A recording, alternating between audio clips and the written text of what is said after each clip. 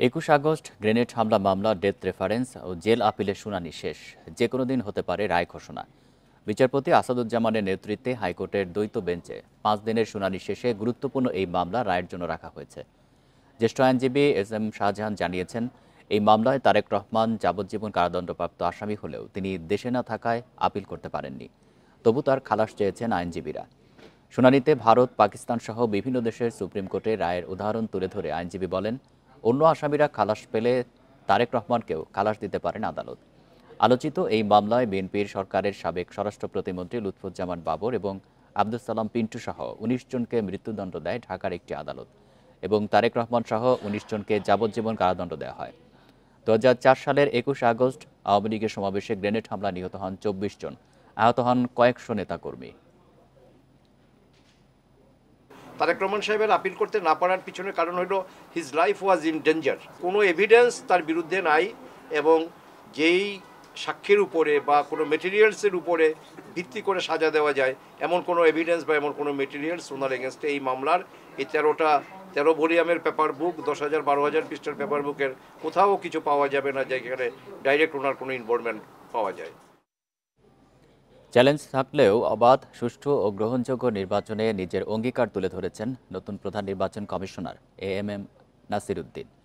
Independent টেলিভিশনকে দেয়া তাৎক্ষণিক প্রতিক্রিয়ায় অবসরপ্রাপ্ত এই সচিব এই অঙ্গীকারের কথা তুলে ধরেন।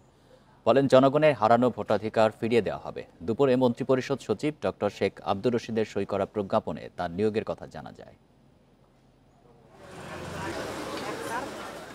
প্রধান নির্বাচন কমিশনার সহ অন্য 4 নির্বাচন কমিশনার নিয়োগ দিয়েছেন রাষ্ট্রপতি। অবসরপ্রাপ্ত সচিব এএমএম নাসির উদ্দিনকে সিইসি এবং সাবেক অতিরিক্ত সচিব মোহাম্মদ আনোয়ারুল ইসলাম সরকার, সাবেক জেলা ও দায়রা জজ আব্দুর রহমানেল মাসুদ, সাবেক যুগ্ম সচিব বেগম তাহমিদা আহমেদ এবং অবসরপ্রাপ্ত ব্রিগেডিয়ার জেনারেল আবুল ফজল মোহাম্মদ সানাউল্লাহকে কমিশনার নিয়োগ দেওয়া হয়। এএমএম নাসির উদ্দিন, তার কথা শুনি এবং তার মন্তব্য শুনি। স্যার, আপনাকে অভিনন্দন। এদিকে ইন্ডিপেন্ডেন্ট টেলিভিশনের সঙ্গে আলাপকালে প্রধান নির্বাচন কমিশনার এএমএম নাসির উদ্দিন জানান, যতই চ্যালেঞ্জ আসুক না কেন সব চ্যালেঞ্জ নির্বাচন কমিশন মোকাবিলা করবে। কারণ চ্যালেঞ্জ মোকাবিলা করার সাহস এবং অভিজ্ঞতা আমার আছে এবং এই নির্বাচন সংক্রান্ত যে চ্যালেঞ্জগুলো আপনারা যেটা হয়তো বলছেন, যত চ্যালেঞ্জ আছে এবং আসবে মোকাবেলা করব। কারণ আমাদের জাতি এখন ঐক্যবদ্ধ, তারা সবাই একটা free, fair and credible election চায়। এছাড়া অবাধ, সুষ্ঠু ও গ্রহণযোগ্য নির্বাচন আয়োজন করা কমিশনের মিশন ও ভিশন বলে জানান নতুন CEC. Free, fair and credible election উপহার দেওয়া জাতিকে, এটা আমি আমার নিজের আমার মূল লক্ষ্য এটা, এবং সেটা করার জন্য সংশ্লিষ্ট সবার সহযোগিতা নিয়ে আমি ইনশাল্লাহ এগিয়ে যাব। আমার আত্মবিশ্বাস আছে যে এই ক্ষেত্রে আমি সফল হব ইনশাল্লাহ। সিইসি বলেন, আগে 3 সংসদ নির্বাচনে মানুষের ভোটাধিকার কেড়ে নেওয়া হয়েছে। মানুষের ভোটাধিকার ফিরিয়ে দেওয়ার অঙ্গীকার করেন তিনি। মানুষের যে কোনো দোষ তো নাই, ভোট দিতে পারে না, গিয়ে লাভ নাই। আমি নিজেও তো দিতে পারি নাই। আমি নিজে 2018-তে গেছিলাম, 14তে ভোটের কেন্দ্রে যাইনি, 24-এ তো যাওয়ার প্রশ্নই আসে না। মানুষের ভোটের অধিকার প্রতিষ্ঠা বলতে যা বোঝায়, আমরা সেটা করার চেষ্টা করবো ইনশাল্লাহ। হাসিনা সরকারের পতনের পর গত 5 সেপ্টেম্বর পদত্যাগ করেন সাবেক প্রধান নির্বাচন কমিশনার কাজী হাবিবুল আওয়াল সহ কমিশনের 5 সদস্য। Mahmudul Hasan, independent news, Dhaka. একটি অবাধ ও সুষ্ঠু নির্বাচন আয়োজনের মধ্য দিয়ে নতুন কমিশন জনগণের ভোটের অধিকার প্রতিষ্ঠা করবে বলে মনে করছেন রাজনীতিবিদরা। কোনো কিছুতে প্রভাবিত না হয়ে ইসি সততা ও নিষ্ঠার সাথে দায়িত্ব পালন করবে বলেও প্রত্যাশা নেতাদের। নতুন নির্বাচন কমিশন গঠনের পর প্রতিক্রিয়ায় এসব কথা জানান তারা। রাজনৈতিক পট পরিবর্তনের পর 5 সেপ্টেম্বর পদত্যাগ করে আওয়ামী লীগ সরকারের সময়ে গঠিত কাজী হাবিবুল আউয়ালের নেতৃত্বাধীন নির্বাচন কমিশন। এরপর গঠন করা হয় সার্চ কমিটি। বৃহস্পতিবার প্রধান নির্বাচন কমিশনার এএমএম নাসির উদ্দিন সহ নিয়োগ পান 4 কমিশনার। নির্বাচন সংস্কার কমিশনের প্রধান বলছেন, আগের নির্বাচন কমিশন জনগণের প্রত্যাশা পূরণ করতে পারেনি। নতুন কমিশন তা পূরণ করতে পারবে বলেও আশা করেন তিনি। সততার সাথে, নিষ্ঠার সাথে দায়িত্ব পালন করবে, যাতে আমরা সুষ্ঠু নিরপেক্ষ নির্বাচন পাই যার মাধ্যমে আমাদের গণতান্ত্রিক ব্যবস্থাটা কার্যকর হয়, এটাই প্রত্যাশা। আওয়ামী লীগ সরকারের কোনো নির্বাচন বিতর্কের বাইরে ছিল না। রাজনৈতিক দলগুলোর প্রত্যাশা কারো দ্বারা প্রভাবিত না হয়ে সুষ্ঠু নির্বাচন আয়োজনে কাজ করবে নতুন কমিশন। এই নির্বাচন কমিশন জনগণের প্রত্যাশা অনুযায়ী একটি নির্বাচন দিবে, যেখানে জনগণ স্বাধীনভাবে ভোট দিতে পারবে, যাকে ইচ্ছা তাকে ভোট দিতে পারবে, এবং সকল পর্যায়ে সংসদ থেকে শুরু করে লোকাল গভর্নমেন্ট পর্যায় পর্যন্ত জনগণের প্রতিনিধি জনগণ নির্বাচিত করতে পারবে। দুঃখের সাথে দেখেছি যে নির্বাচন কমিশনগুলো সরকার যেভাবে ব্যবহার করতে চেয়েছে সেইভাবেই তারা ব্যবহার করেছে। কাজেই আমরা মনে করি যে বাংলাদেশে এখন নতুন একটা যাত্রা শুরু হচ্ছে এবং এই নির্বাচন কমিশন জনগণের ভোটের অধিকার রক্ষার জন্য যা করা দরকার সেটা করবে। বিশিষ্ট জনেরা বলছেন, জনগণের আস্থা ফেরাতে বেশি গুরুত্ব দিতে হবে নতুন কমিশনকে। Hasan Misbah, independent news, Dhaka. বিচারিক শুদ্ধতার জন্য আন্তর্জাতিক অপরাধ ট্রাইব্যুনালে অন্তর্বর্তীকালীন আদেশের বিরুদ্ধে আপিলের বিধান রাখা হয়েছে বলে জানিয়েছেন আইন উপদেষ্টা ডক্টর আসিফ নজরুল।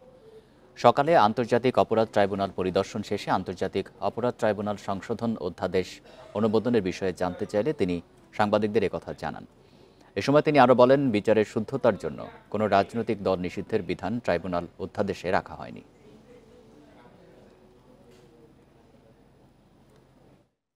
শুদ্ধতা রক্ষার জন্য রাজনৈতিক দলের ইস্যু আনা উচিত না, আমি কালকেই বলেছি ভাই। আপিলের অনুমতি রাখা হয়েছে অন্তর্বর্তীকালীন আদেশের বিরুদ্ধে, বিচার বিলম্বিত করার সামিল কিনা অনেকেই মনে করছেন এটা কোনো চক্রান্ত, মানে জুলাই আগস্টের বিপ্লবের সাথে এটা বিচারের শুদ্ধতার জন্য করা হয়েছে এবং খুব সীমাবদ্ধ ক্ষেত্রে। ব্যাটারি রিকশা বন্ধের ঘোষণায় রাজপথে চালকেরা। রাজধানী আগারগাঁও, মিরপুর, মোহাম্মদপুর সহ অন্তত 7টি পয়েন্টে সড়ক আটকে বিক্ষোভ করেন তারা। এতে জনভোগান্তি পৌঁছেছে চরমে। মহাখালী রেল ক্রসিং অবরোধে বন্ধ হয়ে যায় সিলেট, রাজশাহী ও চট্টগ্রামের ট্রেন চলাচল। এদিকে আইনশৃঙ্খলা বাহিনীর আশ্বাসে সকালে শুরু হওয়া আন্দোলন বেলা 3টার দিকে শেষ হয়। মহানগরীতে 3 দিনের মধ্যে ব্যাটারি রিকশা বন্ধের ঘোষণায় সকাল থেকেই রাজপথে নামেন চালকরা। সড়ক আটকে শুরু করেন বিক্ষোভ।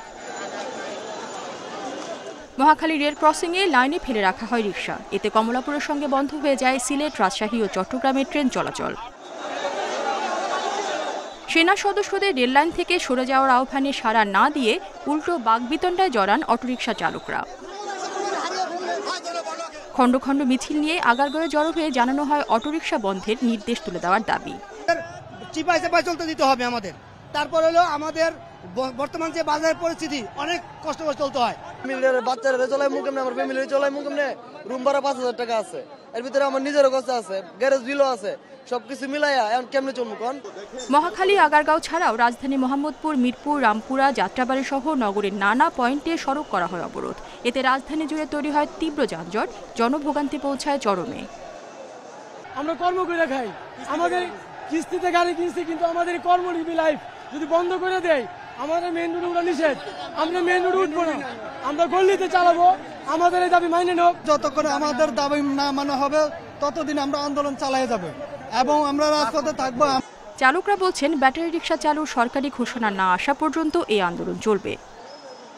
প্রধান মহাসড়কগুলিতে যাব না, যেতে পারবো না। আমাদের যে সমস্ত ব্যাটারি চালিত অটোরিকশা প্রধান মহাসড়কগুলিতে যাবে, তাদেরকে ধরে ডাম্পিংয়ে দিয়ে দেখ, কোনো সমস্যা নাই। মঙ্গলবার ঢাকা মহানগর এলাকায় 3 দিনের মধ্যে ব্যাটারি চালিত রিকশা চলাচল বন্ধে পদক্ষেপ নেওয়ার নির্দেশ দেন হাইকোর্ট। এর প্রতিবাদে বুধবার সড়কে হয়েছে বিক্ষোভ। রেশমি নন্দী, ইন্ডিপেন্ডেন্ট নিউজ। ব্যাটারি চালিত রিকশা চালকদের আন্দোলনে দুর্ভোগের নগরী হয়ে ওঠে রাজধানী। টানা 6 ঘন্টা অবরুদ্ধ ছিল মহাখালী, বনানী, আগারগাঁও, তেজগাঁও সহ গুরুত্বপূর্ণ অনেক এলাকার মূল সড়ক। এতে চরম বিপাকে পড়েন যাত্রীরা। বিশেষ করে স্কুল ফেরত শিশু আর হাসপাতালের উদ্দেশ্যে বের হওয়া রোগীদের ভোগান্তি বেশি হয়। অটোরিকশা চালকদের অবরোধে বৃহস্পতিবার সকাল 9টার কিছু পর থেকেই মহাখালীতে যান চলাচল বন্ধ হয়ে যায়। এতে আশপাশের সড়কগুলো কার্যত অচল হয়ে পড়ে। ঘন্টার পর ঘন্টা সড়কেই পার করেন যাত্রীরা। অসুস্থ স্ত্রীকে নিয়ে যাত্রাবাড়ি থেকে গাবতলী রওনা হয়েছিলেন এই ব্যক্তি। মহাখালীতে গাড়ি থেকে নেমে গন্তব্যের উদ্দেশ্যে হাঁটা শুরু করেন। পুলিশ তাইসা মহাখালী নাই না আনা ধরছে চলে যাব। মহাখালীর একটি হাসপাতালে শিশুর চিকিৎসা শেষে মিরপুরের বাসায় ফিরছিলেন এই মা। সড়ক বন্ধ থাকায় কিভাবে বাড়ি পৌঁছাবেন ছুড়ে দেন সে প্রশ্ন। বাচ্চা অসুস্থ, মহাখালী আইছিলাম, এখন বাসায় যাবো কেমনে? সিএনজিও তো আটকা, যে কিভাবে যাব বুঝতেছি না ঠিক। এখন বাড়ি ফেরাও তো দরকার। একটি বেসরকারি প্রতিষ্ঠানের গাড়ি চালক রাস্তায় আটকে থাকেন প্রায় 5.5 ঘন্টা। কখন গন্তব্যে যেতে পারবেন জানা নেই তার। আর মালিকের জমা পরিশোধ নিয়ে চরম দুশ্চিন্তায় সিএনজি অটোরিকশা চালকরা। 9:30 থেকে বসে রয়েছি, না খাওয়া দাওয়া না কিছু, এই যে বসে রয়েছি 3:30 বেজে গেছে অলরেডি। কি করবো বুঝতেছি না, এই যে ভোগান্তি পড়তেছি, আমাদের তো ভোগায় লাভ নেই। 5 ঘন্টা যদি আমরা এইভাবে বয়ে থাকি, মালিকরে তো ঠিকই জমা দিতে হইব। আমাকে কি ঘরে টাকা আছে অডালতে, আমরা দিব, মালিকরে মানবো না। গাড়ি লয়ে 6টা বাজে সিঙ্গালে পড়ছি, এই পর্যন্ত এই জায়গায় দাঁড়িয়ে রয়েছি। ঢাকার বাইরে থেকে আসা মানুষের দুর্ভোগ ছিল চোখে পড়ার মতো। উপায় না পেয়ে ব্যাগ লাগেজ সহ হেঁটেই গন্তব্যে রওনা হন। জনগণের ভোগান্তি একবারে খুব একটা মানে অসহ্যকর একবারে। এই কথার মানে প্রায় 3 মাইলের মতন হাঁটে আসলাম। আর সম্ভবত ঘন্টানিক আর হাঁটতে হবে আর কি। ঘন্টানিক রাস্তার অবস্থা খারাপ, সব কিছু বন্ধ। হাঁটতেই আছে এই সামান্য একটু নিয়ে এই রাস্তা কি দুষ করলো, খালি রাস্তার মধ্যে আয়া সব কিছু যানজট সৃষ্টি করে। বিকাল 3টার দিকে সেনাবাহিনী ও পুলিশ কর্মকর্তাদের আশ্বাসে সড়ক ছাড়েন আন্দোলনকারীরা। এরপরই স্বাভাবিক হয় যান চলাচল। Buddhadeb Kundu, independent news, Dhaka. ক্ষমতার প্রভাব খাটিয়ে জমি দখল, অপহরণ, মিথ্যা মামলা দেওয়ার অভিযোগ উঠেছে যশোরের ঝিকরগাছা উপজেলার কাশীপুর গ্রামের কথিত মুক্তিযোদ্ধা মকবুল হোসেন ও তার ছেলে কক্সবাজার এপিবিএনের অতিরিক্ত পুলিশ সুপার ফখরুল হাসানের বিরুদ্ধে। অভিযোগ আছে স্বজনদের জমি দখল করে বিশাল বাড়ি বানিয়েছেন তারা। এদিকে এই সংবাদ সংগ্রহ করতে গিয়ে হামলার শিকার হন ইন্ডিপেন্ডেন্ট টেলিভিশনের যশোর প্রতিনিধি। 2022 সালের 14 এপ্রিল যশোরের ঝিকরগাছায় 30 লাখ টাকা ও স্বর্ণালংকার চুরির অভিযোগ দেয়া হয় শাহজাহান ও তার ছেলে রায়হান কবিরকে। এপিবিএনের অতিরিক্ত পুলিশ সুপার ফখরুল হাসান ও বাবা মকবুল হোসেন চুরির দায়ে নির্যাতন করেন বাবা ছেলেকে। 2 দিন ধরে আটকে রেখে চালানো হয় অমানসিক নির্যাতন। এমন অনেক অভিযোগ রয়েছে মকবুল হোসেনের বিরুদ্ধে। ভুয়া মুক্তিযোদ্ধা সনদ নিয়ে কোটার মাধ্যমে ছেলে ও মেয়েকে সরকারি চাকরির ব্যবস্থা করেন তিনি। এএসপি ছেলের প্রভাব খাটিয়ে এলাকায় জমি দখল, মারপিট ও নির্যাতনের অভিযোগ রয়েছে তার নামে। গত 10 বছরে মকবুলের পরিবার অবৈধভাবে জমি দখল করে বিপুল সম্পদের মালিক হয়েছেন, এমন অভিযোগ ভুক্তভোগীদের। মিথ্যে একটা ভিডিও স্বীকারোক্তি করায় 30 লক্ষ টাকা, 10 ভরি সোনা, একটা ক্ষয়ক্ষতির একটা দেখাইয়ে 300 টাকার একটা স্ট্যাম্পে আমার স্বামীর দিয়ে সই করায়নি। শুধু অন্যের জমি নয়, অবৈধভাবে প্রভাব বিস্তার করে স্বজনদের জমি দখল করেও অট্টালিকা গড়েছেন মকবুল ও তার সন্তান ফখরুল হাসান। আর এক মেম্বারও আছে আমার এক বোনাই, তার জমি এর ভিতরে আছে, সেও তাও জোর করে নিয়েছে, সেও কোনো কথা বলতে পারিনি। জোর করিয়া হচ্ছে ঘর করে নিয়েছে, দিনই ফুটো ফুটে থইল, সে জোর করিয়াই হচ্ছে দখলে নিয়ে নিয়েছে। পিতা পুত্রের আধিপত্যের বিষয়টি জানলেও ভয়ে মুখ খুলতেন না স্থানীয় জনপ্রতিনিধিরাও।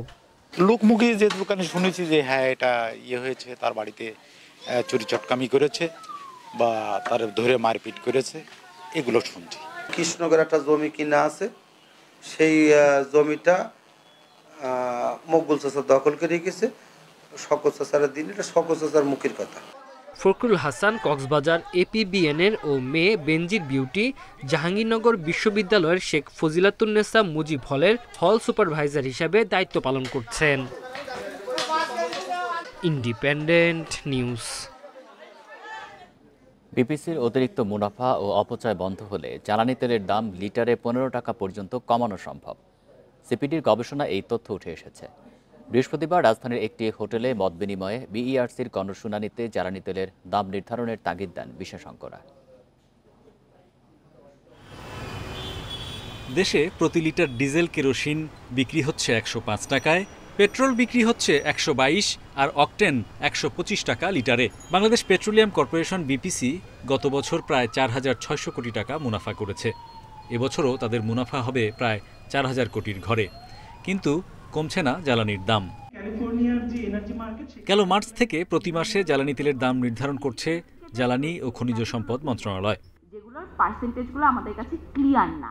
জ্বালানি বিশেষজ্ঞরা বলছেন, প্রতি বছর সরকার এ খাতে 14,000 কোটি টাকার শুল্ক কর আদায় করে। তারপরও তেল বিক্রিতে অতিরিক্ত মুনাফা অযৌক্তিক। কোনো ইম্পোর্টেড কন্ডেন্সেট ওনারা ব্যবহার করেন না। বিপিসি সেখান থেকে প্রচুর পয়সা প্রফিট করছেন। জনগণের পয়সা। এই প্রাইসিংগুলো হওয়া উচিত বার্কের মাধ্যমে। বিগত সরকার ব্যবসায়ীদের সরকার ছিল, তারা তাদের স্বার্থ সংরক্ষণ করতে যে নানা ধরনের পরিবর্তন, পলিসি, আইন তারা করার দরকার মনে করেছে। কিন্তু আজকের সরকারের তারই ধারাবাহিকতায় তেলের মূল্য, ডিজেলের মূল্য, পেট্রোলের মূল্য, কেরোসিনের মূল্য তার নিজের হাতে কেন রাখতে হবে? বিপিসি চেয়ারম্যানের দাবি, বড় মজুদ সক্ষমতা না থাকায় জ্বালানি তেল আমদানিতে দর কষাকষির সুযোগ কম। আমরা যদি তেলের মূল্য সঠিক রাখতে চাই তাহলে কিন্তু আমাদের পিলফারেজ কমাতে হবে, আমাদের ওয়েস্টেজ কমাতে হবে, বা বাংলা কথায় যদি বলি চুরি কমাতে হবে। তার জন্য আসলে অটোমেশনের বিকল্প নাই। যে কোনো ইউটিলিটি তাদের অন্যায্য খরচ তার উপরে চাপিয়ে দেওয়ার চেষ্টা করতেছে, নিঃসন্দেহে কনজিউমার এটাতে আপত্তি করে বাধা দেওয়ার চেষ্টা করবে। বিআরসি সকল পক্ষকে শুনেই কিন্তু এই প্রাইসিংটা ঠিক করবে। মতবিনিময়ে দেশের বাজারে বিক্রি হওয়া জ্বালানি তেলের মান নিয়েও প্রশ্ন তোলেন আলোচকরা।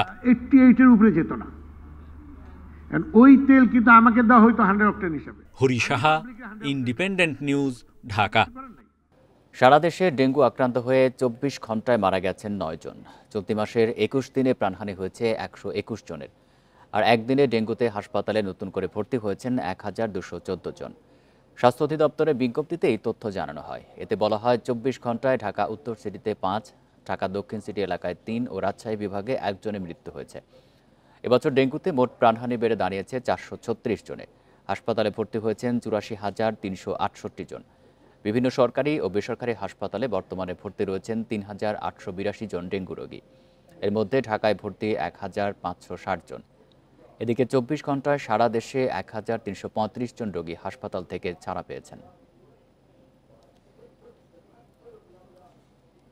জুলাই আন্দোলনে হাত হারানো 5 তরুণের শরীরে রোবোটিক হাত লাগানো হয়েছে। আইসিটি বিভাগ ও বেবিলন গ্রুপের সহায়তায় এই উদ্যোগ নেওয়া হয়। এ নিয়ে বৃহস্পতিবার সকালে আইসিটি বিভাগে একটি অনুষ্ঠানের আয়োজন করা হয়। এই সহায়তায় নতুন করে কিছুটা স্বাভাবিক জীবনের স্বপ্ন দেখছেন তরুণেরা। হাফিজ মোহাম্মদ হোসেন আহমেদ, তার যে হাতটির সঙ্গে হাত মেলালাম সেটি আসল হাত নয়, সেটি রোবটের, যিনি এই জুলাই গণ অভ্যুত্থানে তার এই অঙ্গ হারিয়েছিলেন শুধুমাত্র একটি বৈষম্যহীন দেশের জন্য। তো যাত্রাবাড়িতে আমাকে পুলিশ টাইমিং শুট করে, এবারে ঠেকিয়ে গুলি করে। তো ওইখানে ওই গুলি খাওয়ার পরে তারপরে পিছন থেকে আরেকজন ছড়া গুলি মারে। হোসেনের মতো মামুন, সাগর, নাইম, আতিকের শরীরেও সংযুক্ত করা হয় কৃত্রিম হাত। এদের সবাই জুলাই আন্দোলনে আইন শৃঙ্খলা বাহিনী কিংবা আওয়ামী লীগ নেতাকর্মীদের হামলার শিকার। নকল হলেও নতুন হাত নিয়ে কিছুটা স্বাভাবিক জীবনের স্বপ্ন দেখছেন তরুণরা। ওদের হাতে দা ছিল, ছুরি ছিল, আমার হাতে কূপ লাগছিল। কূপ লাগার পর আমার হাতটা কেটে পড়ে গেছিল। একবার না থাকার চেয়ে থাকা জিনিসটা ভালো, আর আমি মনে করি যেটা মোটামুটি কার্যকরী দিবে আর কি। দেশ স্বাধীন হয়েছে, কত বলতে পারতেছি, এটি নিজের কাছে গর্ব লাগতেছে। গবেষণা ম্যাগাজিন অ্যানালিটিক্স ইনসাইটে বিশ্বের শীর্ষ 10 তরুণ রোবোটিক্স গবেষকের মধ্যে 3 নম্বরে রয়েছেন বাংলাদেশের জয় বড়ুয়া। এই হাতেরও উদ্ভাবক তিনি। জানান, তার তৈরি হাত দিয়ে সর্বোচ্চ 1 কেজির জিনিস তোলা যাবে। ছোটোখাটো কাজগুলোর জন্য আমাদের এই রোবোটিক কার্ডটা আসছে, বাড়ি কোনো কাজের জন্য এক্স্যাক্টলি আসলে এটা আসে নাই। যে ছোটোখাটো যে সাপোর্টটা পাবে, বাহিক যে সৌন্দর্যটা বৃদ্ধি পাবে, মানে ওনার যে কালার ম্যাচ থাকবে, ফর এক্সাম্পল একজনের বাম হাত নাই, ওনার ডান হাতের যে কালার থাকবে ওই ডান হাতের কালারটা ম্যাচ করে ওনার বাম হাতটা দেওয়া হবে। আইসিটি বিভাগ ও বেবিলন গ্রুপের আর্থিক সহায়তায় এসব হাত স্থাপন করা হয়। আমরা যাতে আমাদের দায়িত্ববোধটা যাতে জাগ্রত হয়, যে ওদের জন্য আমাদের কি দায়িত্ব, এই জিনিসটা যাতে জাগ্রত হয়, সেজন্য আমরা আজকে এই ফরমাল প্রোগ্রামটা করলাম। মান ভেদে এসব কৃত্রিম হাত স্থাপনে খরচ হয় 30,000 থেকে 2 লাখ টাকা। এরই মধ্যে যুক্তরাষ্ট্র, তুরস্ক, সৌদি আরব সহ 5টি দেশে রোবোটিক হাত রপ্তানি করেছে জয় বড়ুয়ার প্রতিষ্ঠান রোবোলাইফ টেকনোলজিস। ইকরামুল কবির, ইন্ডিপেন্ডেন্ট নিউজ, ঢাকা। সৌদি আরবের রিয়াদে আল সুয়াইদি পার্কে প্রথমবারের মতো শুরু হয়েছে বাংলাদেশ সংস্কৃতি সপ্তাহ। এর অংশ হিসাবে 20 থেকে 23 নভেম্বর নানা আয়োজনের মধ্য দিয়ে তুলে ধরা হচ্ছে বাঙালি শিল্প, সংস্কৃতি ও ঐতিহ্যের নানা দিক।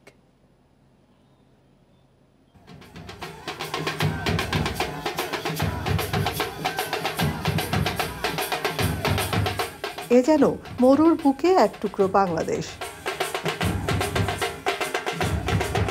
রক্ষণশীলতার ঘেরাটোপ ভেঙে সৌহার্দ্য সম্প্রীতির মেলবন্ধনে সামনে এগোতে চান সৌদি যুবরাজ মোহাম্মদ বিন সালমান। সে ধারাবাহিকতায় মিডিয়া মন্ত্রণালয়ের এই গ্লোবাল হারমনি।